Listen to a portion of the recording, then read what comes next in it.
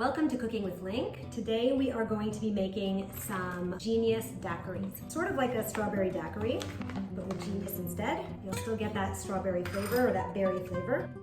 We are using about 1 to 1.5 ounces of white rum. So you put in the blender. A very big handful of ice. This is probably about a cup and a half. Some fresh squeezed lime juice. That's about 1 lime in there. 1 tablespoon of Genius.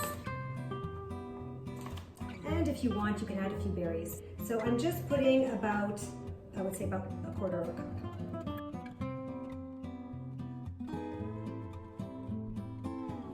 Okay, so let's try this out.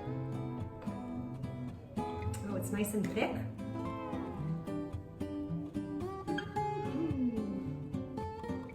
Very nice. Well, that's a daiquiri. Let's see what this tastes like. It's very good. Oh, I taste the rum. It's a bit strong. I'd go with a little bit less. A little strong, but very good.